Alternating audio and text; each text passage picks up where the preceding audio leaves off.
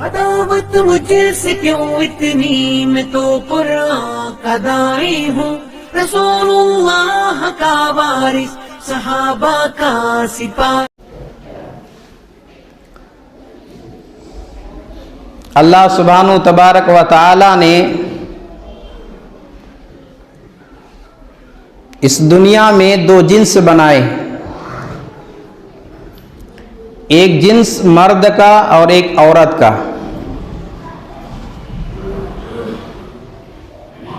اور دونوں کو ایک دوسرے کی ضرورت بنایا ہے۔ مرد کو عورت کی ضرورت ہے، عورت کو مرد کی ضرورت ہے۔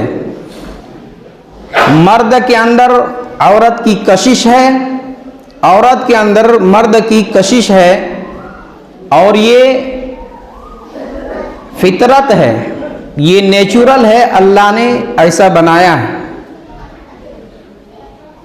مرد کو عورت کی ضرورت، عورت کو مرد کی ضرورت۔ اب اس ضرورت کو پورا کرنے کے دو راستے ہیں، ایک راستہ جائز اور حلال کا ہے، ایک راستہ ناجائز اور حرام کا ہے۔ ناجائز اور حرام کا راستہ کیا ہے؟ وہ راستہ ہے جسے ہم اور آپ بدکاری کہتے ہیں، زناکاری کہتے ہیں، حرام کاری کہتے ہیں۔ جائز اور حلال طریقہ جسے ہم اور آپ نکاح، شادی و بیاہ کہتے ہیں۔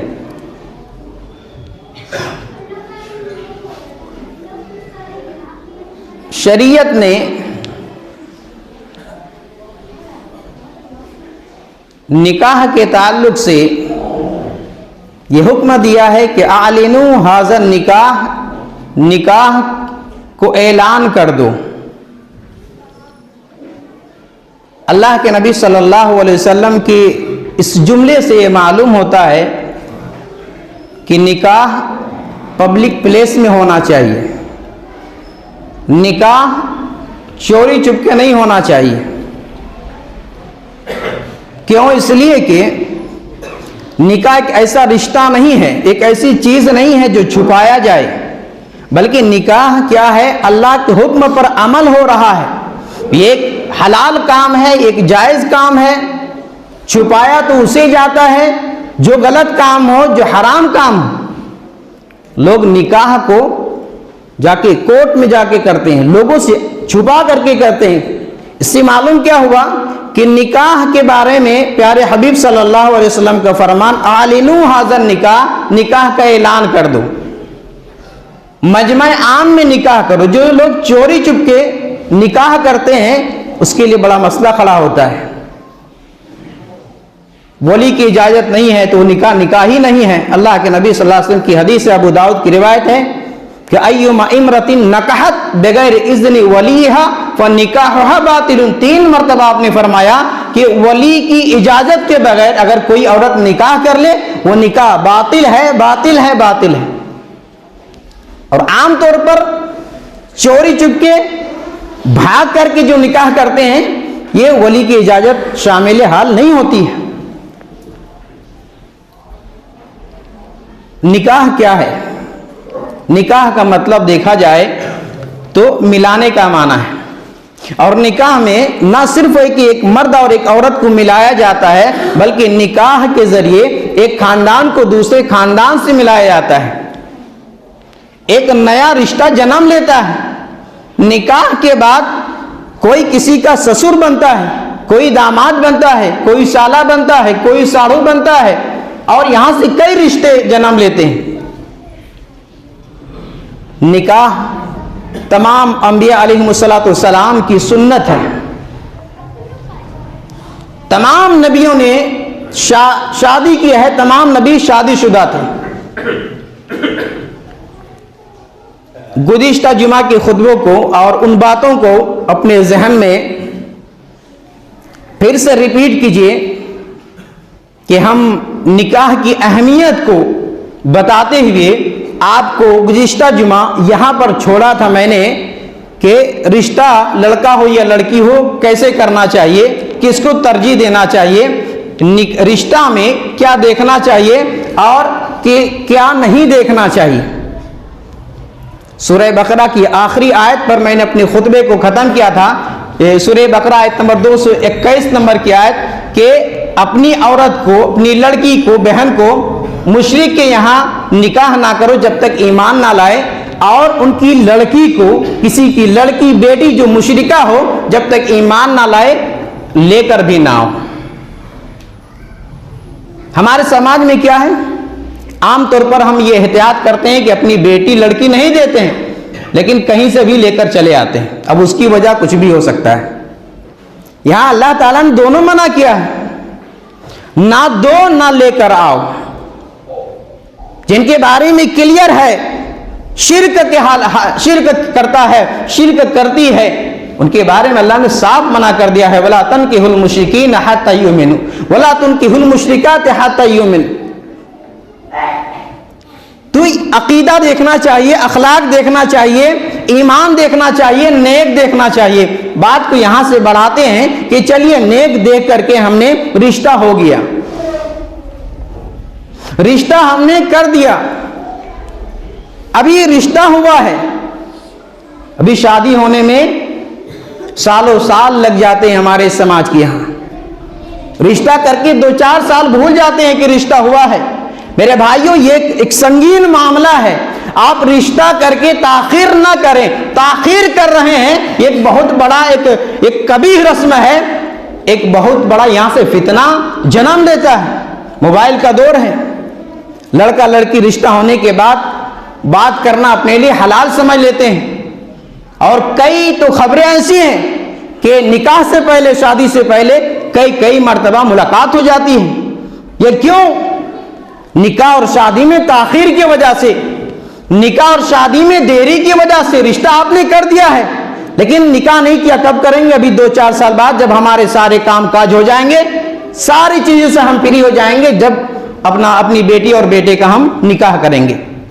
اب نکاح کے بعد دیکھیے ہمارے سماج کے اندر کیا کچھ ہوتا ہے. رسومات. رشتہ ہو گیا، لڑکا لڑکی پسند آ گئے، ایک رسم ہوتا ہے رشتے کو پکا کرنے کے نام سے منگنی کا رسم. اب منگنی کے رسم، اس کو میں اپنی زبان میں کہوں تو ایک منی شادی سے کم نہیں. جب تک کہ 400-500 آدمی کی دعوت نہ ہو منگنی ہوتی ہی نہیں. سب سے مڈل اور غریب کلاس کے لوگوں کے 200-250 آدمی ہونا ضروری ہے. اتنے کھانے میں لوگوں کو بلایا جاتا ہے، لڑکے والے الگ آتے ہیں، لڑکی والوں کی طرف سے الگ. اور اللہ معاف کرے اس رسمی منگنی کے اندر لڑکا لڑکی کہیں ایسا ہوتا ہے دونوں کو ایک جگہ بٹھا کر کے رینگ پہنائے جاتے ہیں. جو آج فلمی دنیا میں دیکھ رہے ہیں نا، جو سیریل میں دیکھا جا رہا ہے، وہی ہمارے سماج میں داخل ہو رہا ہے. اس کا اثر ہمارے سماج میں جلدی قبول کر رہا ہے. لڑکا لڑکی کو رنگ پہنائے، لڑکی لڑکے کو رنگ پہنائے. اب یہاں دونوں گھر والے، دونوں خاندان، رشتہ دار، ابھی نکاح ہوا نہیں، دونوں کو آپ نے ملاقات کروا دیا. پھر بعد میں کتنی ملاقاتیں ہو سکتی ہیں؟ آپ کتنا کنٹرول کریں گے؟ یہ منگنی جو کرتے ہیں یہ ایک رسم ہے، سنت نہیں ہے. آپ دونوں لڑکا اور لڑکی والے 2 آدمی کہیں بیٹھ کر کے بات کر لیں. ہمیں آپ کی لڑکی پسند ہے، وہ کہیں ہمیں آپ کا لڑکا پسند ہے. آپ اسی دن چاہیں چٹ منگنی پٹ بیا والا معاملہ کرنا چاہیے، تاریخ رکھ دی جائے. اللہ معاف کرے کہ منگنی کا ایک رسم الگ ہو گیا، اور کہیں تو یہ بھی دیکھنے اور سننے کو ملا ہے کہ دن اور تاریخ کے لیے ایک الگ پروگرام ہوگا، اس میں کم سے کم 100 آدمی کی دعوت ہوگی.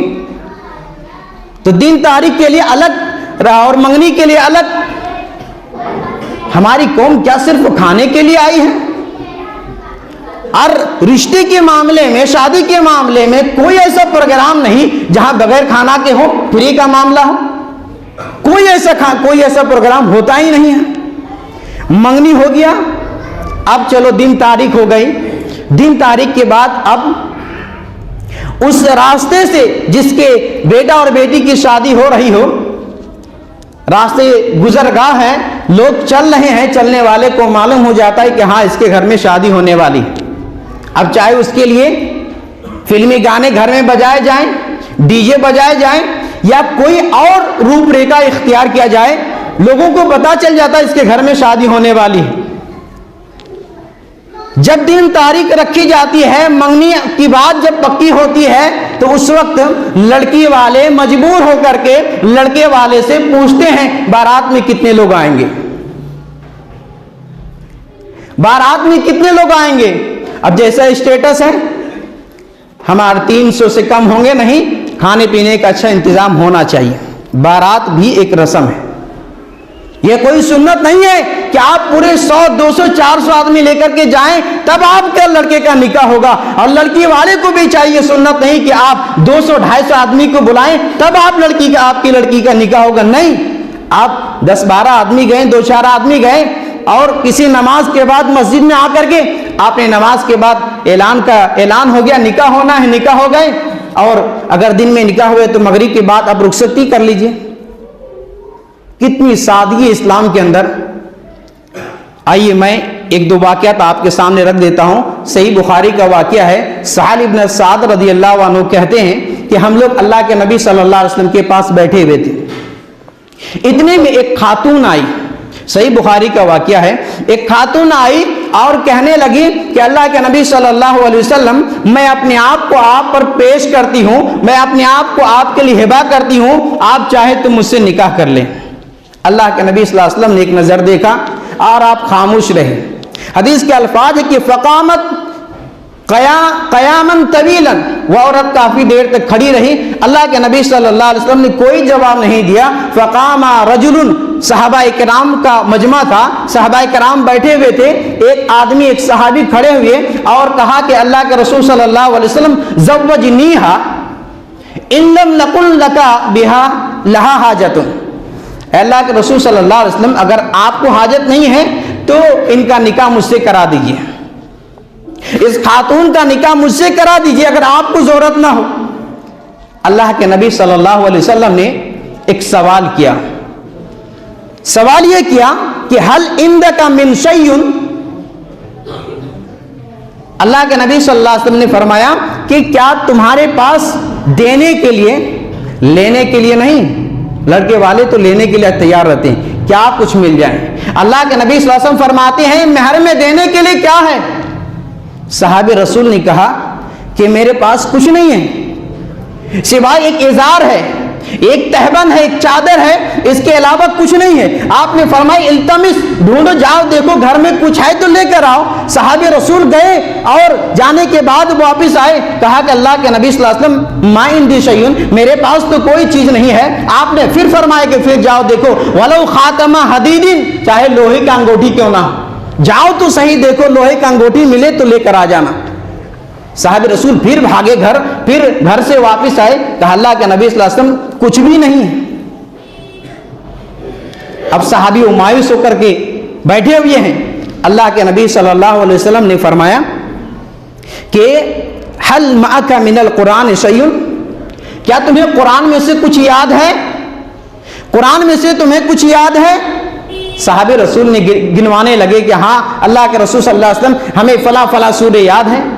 آپ نے فرمایا ٹھیک ہے, جو سورے تمہیں یاد ہے نا, میں اس خاتون کا نکاح تمہارے ساتھ اس سورے کے بدلے کر رہا ہوں. نکاح کے بعد تمہارا یہی مہر ہوگا, تم یہ سورے جو تمہیں یاد ہے ان کو یاد کرا دینا. اللہ اکبر. دیکھیے اس نکاح کے اندر کیا کوئی رسم ادا ہوئی, کوئی رسم ادا کیے گئے. آگے بڑھی. صحیح بخاری کا واقعہ, صحابہ رسول سے اللہ کے نبی صلی اللہ علیہ وسلم نے یہ کہا کر کے کہ جو سورے تمہیں یاد ہے یہ یاد کرا دینا, اس عورت کا نکاح میں تمہارے ساتھ کرتا ہوں, یہی تمہارا مہر ہے. آج مولوی کی بات کون سنتا ہے. آئیے میں مالداروں کو, ایک مالدار صحابی کے حوالے سے اس موضوع پر آپ کے سامنے کچھ بات کرنا چاہتا ہوں. اگر ہمارے سماج کے اندر, ہمارے سوسائٹی کے اندر اگر مالدار لوگ اپنی شادی کو, اپنی بیٹے اور بیٹی کی شادی کو اگر سادگی کے ساتھ کریں تو ہمارا آدھا معاشرہ سدھر جائے گا اور آدھے معاشرے کے لوگ کم سے کم سادگی کے ساتھ نکاح کریں گے. حضرت عبد الرحمن ابن عوف رضی اللہ عنہ کو کون نہیں جانتے. یہ کتنے خوش نصیب صحابی ہیں کہ مدینہ میں ان 10 صحابہ کرام میں سے ایک ہیں جن کو اللہ کے نبی صلی اللہ علیہ وسلم نے اس دنیا کے اندر جنت کی بشارت دی. اللہ اکبر. جب یہ حضرت عبد الرحمن ابن عوف رضی اللہ عنہ مدینہ آئے اور ایک مدینہ کے انصاری صحابی سے بھائی چارہ قائم کر دیا سعد ابن ربی رضی اللہ عنہ سے, تو سعد ابن ربی رضی اللہ عنہ نے ان کے سامنے کہا کہ اے عبد الرحمن, اللہ کے نبی صلی اللہ علیہ وسلم نے تمہیں میرا بھائی بنا دیا ہے, اب میرا فرض یہ بنتا ہے کہ میرا مدینہ میں مشہور ہوں, میں مالدار ہوں, میں پورے مال کو 2 حصوں میں تقسیم کرتا ہوں, آدھا تمہارا آدھا میرا ہے, میرے پاس 2 بیوی ہیں, جو آپ کو پسند آئے میں طلاق دیتا ہوں, عدت کے بعد آپ نکاح کر لینا. صحابی رسول نے کیا کہا؟ بارک اللہ فی اہلک و مالک, اللہ آپ کے مال اور آپ کے گھر والوں میں برکت دے. کہا کہ آپ مجھے بازار کا راستہ بتا دیجئے. بازار کا راستہ بتا دیا گیا. حضرت عبد الرحمن ابن عوف رضی اللہ عنہ بازار گئے, گھی اور پنیر بیچنے لگے. گھی اور پنیر بیچنے لگے اور بیچتے بیچتے مالدار ہو گئے. کچھ دنوں کے بعد عبد الرحمن ابن عوف رضی اللہ عنہ نے شادی کر لی. شادی کرنے کے بعد اللہ کے نبی صلی اللہ علیہ وسلم کے سامنے سے ایک دن گزر ہوا. اللہ کے رسول صلی اللہ علیہ وسلم نے زرد رنگ دیکھے. عبد الرحمن ابن عوف کے کپڑے پر یا جسم پر زرد رنگ نظر آئے. اللہ کے نبی صلی اللہ علیہ وسلم نے زردی رنگ کو دیکھا. اب یہاں سے ایک مسئلہ اور کلیئر کر دوں. کچھ لوگ کہتے ہیں ہمارے یہاں جو ہلدی کا رسم چلتا ہے نا, ہلدی مہندی, یہ ہلدی مہندی یہ دونوں رسم ہے, اس کے سوا کچھ نہیں ہے. کہ کئی ایسے نوجوانوں کے بارے میں خبر آئی ہے کہ وہ نوجوان وہ نہیں چاہتا کہ ہلدی لگائے, لیکن ماں بیچاری مجبور کر دیتی ہے. ارے ہلدی کیسے نہیں لگاؤ گے, اس کے بغیر سال زندگی میں ایک بار نکاح ہو رہا ہے, تم ہلدی لگاؤ گے نہیں, مہندی نہیں لگاؤ گے, تمہاری شادی کیسے ہوگی؟ نوجوان بچنا چاہتا ہے, ماں یہاں بچنے کہاں دے رہی ہے. اللہ عورتوں پر رحم فرمائے, دین کی سمجھ دے عورتوں کو بھی. میرے بھائیوں, صحابہ رسول کو اللہ کے نبی صلی اللہ علیہ وسلم نے جو زردی رنگ دیکھا, تو عرب میں اور اللہ کے نبی صلی اللہ علیہ وسلم کے زمانے میں اس وقت کی جب کوئی عورت لڑکی کی بیاہ ہوتی تھی, شادی ہوتی تھی, نکاح ہوتا تھا, تو زرد رنگ کی خوشبو لگاتی تھی. یہ ہلدی اور اٹن نہیں ہے. کچھ لوگ کہہ دیتے ہیں کہ یہ مہندی اٹن اور ہلدی لگانا نبی کے صحابہ کی سنت, یہ غلط ہے. اس وقت کی خاتون کی جب شادی ہوتی تھی تو پیلے رنگ کی زرد رنگ کی خوشبو لگاتی تھی. اللہ کے نبی صلی اللہ علیہ وسلم دیکھیے پہچان لیے. اللہ کے نبی صلی اللہ علیہ وسلم نے فرمایا یہ کیا ہے؟ کہا کہ اللہ کے رسول صلی اللہ علیہ وسلم میں نے شادی کر لی ہے. کہا کس سے؟ کہا کہ انصار کی خاتون سے. اب اللہ کے نبی صلی اللہ علیہ وسلم کا سوال دیکھیں. آج بھی جب ایک لڑکے سے, ایک نئے دولہے سے اس کا دوست یار کوئی ملتا ہے تو عام طور پر 2 سوال کرتے ہیں. عام طور پر 2 سوال کرتے ہیں. یہاں بھی اللہ کے نبی صلی اللہ علیہ وسلم نے 2 سوال کیے ہیں. ہمارا آپ کا سوال کیا ہوتا ہے؟ کتنے بارات لے کر گئے تھے اور جہیز میں کتنا ملا؟ اللہ کے نبی صلی اللہ علیہ وسلم نے کیا سوال کیا؟ ما سکتا, تمہیں کون سے گاڑی ملے, کتنا پیسہ ملا جہیز میں, یہ نہیں. مہر میں کیا دیا, مہر میں کیا دیا. آج حالات یہ ہے, کیونکہ کتنوں نکاح میں نے پڑھایا ہے کہ مہر اگر نقد دے رہے ہیں تو گھر والے, لڑکی کے گھر والوں کے لیے مصیبت ہے. ارے مہر دے رہے, پتہ نہیں آگے جا کے چھوڑ سکتا ہے. ارے مہر کے عوض تو عورت حلال ہو رہی ہے. اللہ کے نبی صلی اللہ علیہ وسلم نے فرمایا ما سکتا, مہر میں کیا دیا؟ صاحب رسول نے کہا کہ اللہ کے نبی صلی اللہ علیہ وسلم گھٹلی کے برابر سونا میں نے مہر میں دیا ہے. اب دوسرا سوال کیا کیا؟ اللہ کے نبی صلی اللہ علیہ وسلم نے فرمایا کہ اولم ولو بشاتن, ولیمہ کرو کھا ایک بکری ہی کیوں نہ ہو. عبد الرحمن ابن کون ہے؟ مدینہ میں جب آئے تھے تو غریب تھے, مدینہ میں کاروبار کر کے مالدار گھرانوں میں شمار ہونے لگا. اللہ کے رسول صلی اللہ علیہ وسلم حضرت عبد الرحمن ابن عوف کو کیا حکم دے رہے ہیں کہ ولیمہ کرو کھا ایک بکری ہی کیوں نہ ہو. آج مالدار لوگ کر لیں گے ایک بکری سے ولیمہ؟ ناک کا مسئلہ ہے. 2-3 ہزار لوگوں کو جب تک بلائے نا تو اس کی دعوت کہاں ہوگی؟ دعوت تو مانی جائے گی نہیں. یہ ناک کا مسئلہ ہم نے بنا رکھا ہے. عبد الرحمن ابن عوف رضی اللہ عنہ صحابہ رسول مالدار ہیں, اور ایک اور نقطے کی بات بتاؤں کہ اللہ کے نبی صلی اللہ علیہ وسلم کو بھی خبر نہیں ہوئی نکاح ہو گیا ہے. دیکھیے نکاح کتنا سادہ اور سمپل ہونا چاہیے. مدینہ بہت بڑی آبادی اس وقت نہیں تھی. اگر آج کے حساب سے دیکھا جائے تو جتنی بڑی مسجد نبوی ہے اتنی بڑی آبادی کے اندر پورا مدینہ آباد تھا. اور صحابی رسول اور دور کے رشتہ دار بھی عبد الرحمن ابن عوف اللہ کے نبی صلی اللہ علیہ وسلم کو نکاح میں بلائے نہیں, خبر ہی نہیں دیے. وہ تو اتفاق سے ملاقات ہوئی تو آپ نے دیکھا اور آپ نے پوچھا کیا تم نے شادی کر لی, جب معلوم ہوا. آج یہاں اگر رشتہ داروں میں دوستوں میں کسی کو بھول جائے اگر بلانے کے لیے تو ناک منہ پھلا لیتے ہیں, ارے ہمیں تو بلایا نہیں, ہماری کوئی اوقات نہیں ہے, ہمیں کیوں نہیں بلایا, بات نہیں کرتے ہیں. اور جب تم نے نہیں دیے تو ٹھیک ہے ہمارے یہاں شادی ہوگی ہم بھی دعوت میں نہیں بلائیں گے. یہ ہمارے سماج کی حقیقت ہے میرے بھائیوں. یہاں دیکھیے عبد الرحمن ابن عوف سے ملاقات ہوئی, اللہ کے نبی صلی اللہ علیہ وسلم نے صرف 2 چیزوں کا سوال کیا, مہر میں کیا دیا اور ولیمہ کرو چاہے ایک بکری ہی کیوں نہ ہو. اسلام نے نکاح کو شادی بیاہ کو بہت ہی سادہ رکھا ہے, بہت ہی سمپل رکھا ہے. اسی لیے اللہ کے نبی صلی اللہ علیہ وسلم کی ایک حدیث فرمایا کہ خیر النکاح ایسرہ, سب سے بابرکت اور بہترین نکاح, خیر و بھلائی والا نکاح وہ نکاح ہے جس میں کم خرچ ہو.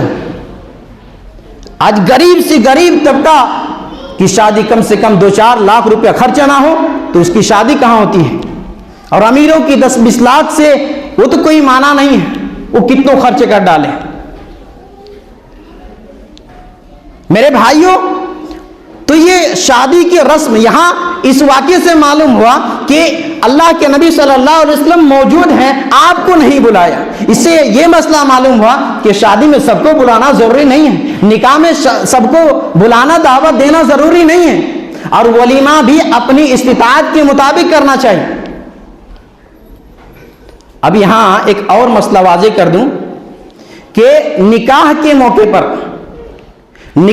موقع پر جو خرچ ہوتے ہیں وہ صرف اور صرف لڑکے کی طرف سے ہونا چاہیے, وہ صرف لڑکے کی طرف سے ہونا چاہیے. لڑکی کا کوئی خرچہ نہیں, کوئی مسئلہ ہی نہیں ہے. آج جو حالات ہم نے بنائے ہیں, ایک سنگین مسئلہ ہم نے بنایا ہے شادی اور بیاہ کو کہ لڑکی کسی کے یہاں پیدا ہو تو ایک بوجھ سمجھنے لگتے ہیں. تو سمپل سادگی کے ساتھ اسلامی جو نکاح ہے, اسلامی جو شادی ہے وہ یہ ہے کہ پسند آ جائے, 2-4 آدمی جایا جائے اور نکاح کر کے لے کر آئے اور اپنی استطاعت کے مطابق ولیمہ کر لے. لیکن یہاں بارات کا مسئلہ ہے اور بارات کے ساتھ کھانے کا ایک لسٹ دیا جاتا ہے, 200 بارات میں اتنے قسم کا آئٹم ہونا چاہیے. تو بارات میں جانے سے پہلے رسومات میں سے ایک غلط رسم ہمارے سماج میں یہ بھی ہے ہلدی کا, مہندی کا, اور اس میں ایک بہت قبیح جو مسئلہ ہے, ایک بہت بڑی بے حیائی جو ہے وہ ویڈیوگرافی کا. اب چاہے لڑکے کا ہو یا لڑکی کا ہو, دونوں کی یہاں ویڈیوگرافی ہوتی ہے.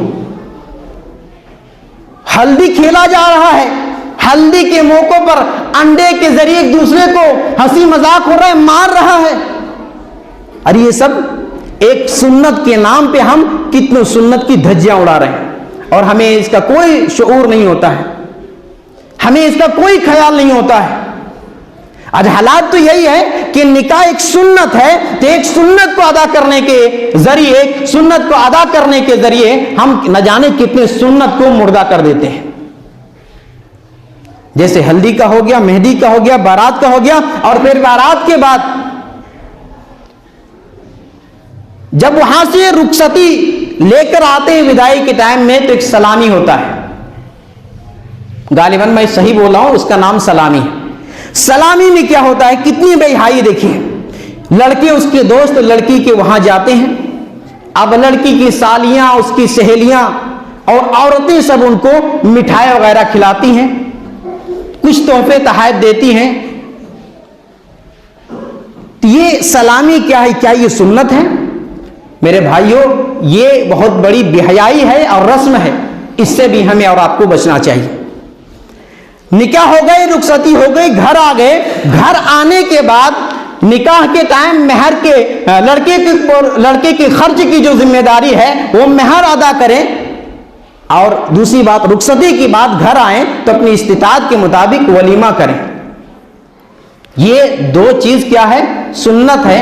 اور ولیمے کے تعلق سے اللہ کے نبی صلی اللہ علیہ وسلم کی ایک حدیث ہمیں یاد آتی ہے, صحیح بخاری کی حدیث ہے. آپ نے فرمایا شر الطعام طعام اللہ کے نبی صلی اللہ علیہ وسلم نے فرمایا شر الطعام طعام الولیمہ, ولیمے کے کھانا, ایسا ولیمہ کا کھانا بدترین کھانا ہے جس میں امیروں کو, مالداروں کو بلایا جائے اور غریبوں کو, فقراؤں کو نہ بلایا جائے.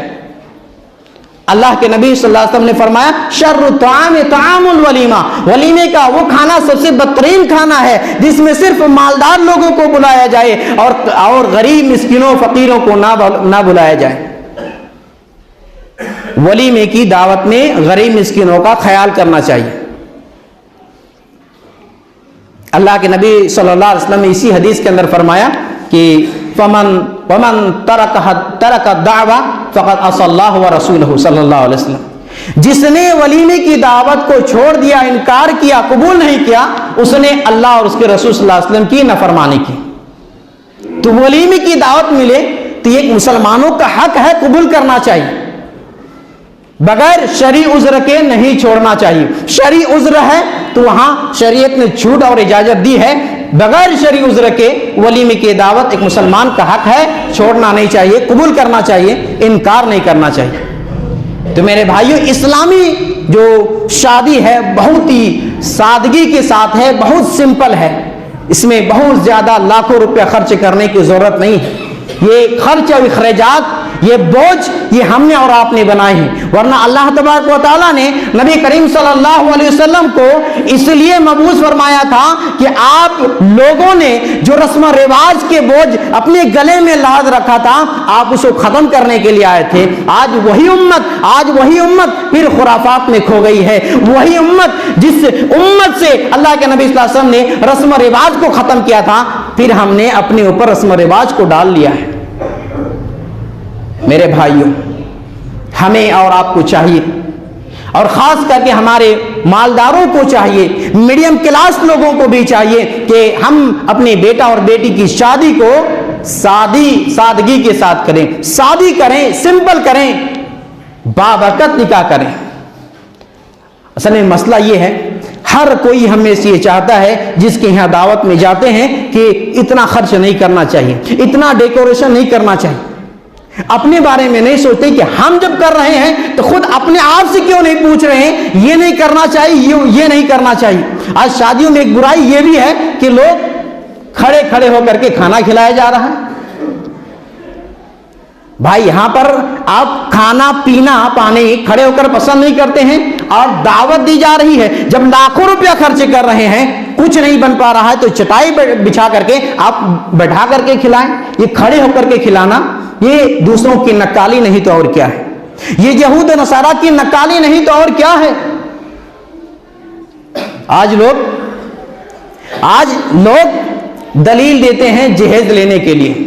میرے بھائیوں, جہیز آپ چاہیں سامنے سے لیں یا بیک ڈور پیچھے سے لیں, دونوں غلط ہے, دونوں غلط ہے, جائز نہیں ہے کسی اعتبار سے. لوگ کہاں دلیل دیتے ہیں؟ اللہ کے نبی صلی اللہ علیہ وسلم نے اپنی بیٹی حضرت فاطمہ رضی اللہ عنہا کو جہیز میں کچھ دیا تھا. پورے واقعہ کو بھول بیٹھے ہیں کہ حضرت فاطمہ رضی اللہ عنہا اللہ کے نبی صلی اللہ علیہ وسلم کی آخری پیاری بیٹی ہیں, اور حضرت علی رضی اللہ عنہ کے آپ گارجین ہیں. علی رضی اللہ عنہ کے والد ختم ہو گئے تو آپ سرپرست ہیں, آپ کفیل ہیں, آپ ذمہ دار ہیں, آپ نے اپنی ذمہ داری ادا کی ہے.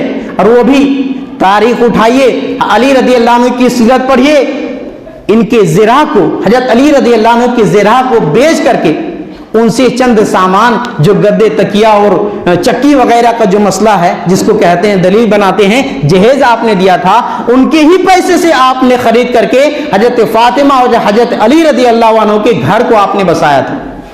ورنہ ایک بات یہاں پر غور کر لیجئے, اگر اللہ کے نبی صلی اللہ علیہ وسلم نے حضرت فاطمہ رضی اللہ عنہا کو جہیز میں کچھ دیا تو نعوذ باللہ, گویا کہ اللہ کے نبی صلی اللہ علیہ وسلم جو کہ آپ عدل و انصاف کے مالک ہیں, آپ جیسا اس کائنات کے اندر کسی نے انصاف نہیں کیا ہے. آپ کی اور بھی تو بیٹیاں تھیں, حضرت زینب، رقیہ، ام کلثوم کو آپ نے کتنا جہیز دیا؟ کوئی ایک ثبوت ہے؟ آپ نے تینوں بیٹیوں کی شادی کی تو آپ نے ان کو کتنا جہیز میں کیا کچھ دیا ہے؟ کوئی ایک ثبوت ہے؟ کوئی ایک پروف ہے؟ نہیں ہے. تو حضرت فاطمہ رضی اللہ عنہا اور اللہ کے نبی صلی اللہ علیہ وسلم اور حضرت علی رضی اللہ عنہ کو کیوں ان کے نام لے کر کے ایک بدنما داغ ہم لگا رہے ہیں؟ میرے بھائیوں، سوچنے اور غور کرنے کا مقام ہے کہ ہم اپنے کام کے لیے اور اپنے منمانی کے لیے اللہ کے نبی صلی اللہ علیہ وسلم کو سامنے لا کر کے بے بنیاد دلیل کو دلیل بنا کر کے ہم اپنے ناجائز کام کو جائز کرا رہے ہیں. شادی بیاہ ہم پورے سماج کے لیے ایک سنگین مسئلہ ہے. ایک مولوی، ایک امام صرف تقریر کرنے سے کچھ حاصل نہیں ہوگا جب تک کہ ہم اور آپ کھڑے نہیں ہوں گے. ہم اور آپ جب تک کھڑے نہیں ہوں گے اور جب تک یہ ارادہ نہیں کریں گے کہ بغیر جہیز کے ہم نکاح کریں گے، بغیر بارات کے ہم نکاح کریں گے، بغیر رسم و رواج کے ہم نکاح کریں گے، تب تک یہ سماج سدھرنے کا کوئی راستہ اور سبیل نظر نہیں آ رہا ہے. میرے بھائیوں، سرپرستوں سے بھی میں کہوں گا، نوجوانوں سے بھی کہوں گا، ماں اور بہنوں سے بھی کہوں گا کہ آپ دین اسلام کا مطالعہ کریں. اللہ کے نبی صلی اللہ علیہ وسلم کی کتنے نکاح ہوئے؟ آپ نے 11 نکاح کیے نا. کسی ایک نکاح میں بارات کا دکھا دیجئے، کسی ایک نکاح میں لڑکی کے یہاں کھانے کا کوئی دکھا دیجئے. یہاں پہ یہ ایک سوال ہو سکتا ہے کہ لڑکی کے یہاں کھانا یہ سنت نہیں ہے. لوگ کرتے ہیں الگ بات ہے، لیکن یہ سنت نہیں ہے. ہم لوگ ہر چیز میں دیکھتے ہیں نا، کوشش کرتے ہیں کہ سنت میں ہے یا نہیں. رکوع کیسے کرنا چاہیے، رمضان کے روزے میں افطار کب کرنا چاہیے، سحری کب کرنا چاہیے، حج عمرے کے طور طریقے کیسے سنت کے مطابق کرنا چاہیے. ہر چیز میں جب ہم سنت دیکھ رہے ہیں تو یہ لڑکی کی یہاں اوپر سے اللہ تعالیٰ نے کوئی بوجھ اور شریعت نے کوئی بوجھ نہیں دیا ہے. ایک لڑکی کے ماں باپ کے اس دن ایک الگ تکلیف، ایک الگ صدمہ ہے. وہ اپنی پوری زندگی اپنی لڑکی کو تعلیم اور تربیت میں لگایا ہے، پوری پونجی اس نے صرف کیا ہے، اور اس دن اپنے کلیجے کے ٹکڑے کو آپ کے حوالے کر رہے ہیں. ماں باپ ایک تو صدمہ ویسے ہی ہے، اور پھر شریعت ایک اوپر سے ایک بوجھ ڈالے خرچ کا، کھانے کا، تو یہ ڈبل بوجھ ہو جائے گا، ڈبل تکلیف ہوگی. شریعت نے اس لیے لڑکی کے اوپر کھانے کا کوئی بوجھ نہیں ڈالا ہے. نہیں تو لڑکے کی یہاں ولیمے کا ذکر ہے، حدیث میں اس کا ثبوت ہے. لڑکی کے یہاں کھانے کا اگر ذکر ہے تو کوئی ایک ثبوت دے دیجئے، اس کا نام کیا ہے؟ میرے بھائیوں، اسی طرح رسومات تو بہت ہیں، وقت زیادہ ہو رہا ہے. ہمارے سماج میں ایک چل رہا ہے ایک بھات کا، ہمارے سماج میں ایک چل رہا ہے بھات. ولیمے کے دن لڑکی والے کو الگ سے، اگر رات کا کھانا ہے تو دن میں، اور اگر رات ہی میں بلاتے ہیں. یہاں پر ہم اپنے مہمانوں کو 2 نظریے سے دیکھ رہے ہیں. اگر ایک ہی ٹائم میں انتظام ہے تو 2 نظریے سے دیکھ رہے ہیں، یہ بھی غلط ہے. بھات کے نام سے کھانا کھایا جاتا ہے، ولیمہ سنت ہے، یہ بھات کون سا سنت ہے؟ لڑکی والے کو پردے کے آڑ میں اسپیشل کھانا کھلایا جا رہا ہے، اور لوگوں کو عام کھانا ہے الگ کھلایا جا رہا ہے. میرے بھائیوں، مہمان دونوں آپ کے ہیں، پھر یہ 2 نظریہ کہاں سے آپ کیسے کر رہے ہیں؟ یہ اسلام کے نظر میں یہ درست نہیں ہے. اسی طرح بارات میں، جبکہ اس کا ثبوت نہیں ہے، بارات والے کو الگ کھانا، عام مہمان کا الگ کھانا، یہ 2 نظریوں سے آپ کیوں دیکھ رہے ہیں؟ سارے مہمان تو آپ کے ہیں، مہمان ایک نظر میں آپ سب کو دیکھیں، ایک نظر سے دیکھنا چاہیے. تو یہ 2 نظر جو کر رہے ہیں یہ گڑبڑ ہے. میرے بھائیوں، باتیں بہت ساری ہیں. ہمیں اور آپ کو، ایک ایک فرد کو، ہماری ماں اور بہنوں کو، بزرگوں کو، نوجوانوں کو، سرپرستوں کو چاہیے اس معاملے میں سر جوڑ کر بیٹھیں اور یہ وعدہ کریں کہ ہم اپنے گھر کے نکاح کو، بیٹا اور بیٹی کی نکاح کو بالکل سادگی کے ساتھ کریں گے. کتنے لوگ ہیں جو تیار ہیں کہ سادگی کے ساتھ کریں گے؟ ہے تیار؟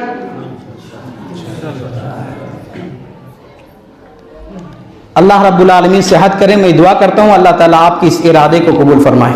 آمین یا رب العالمین.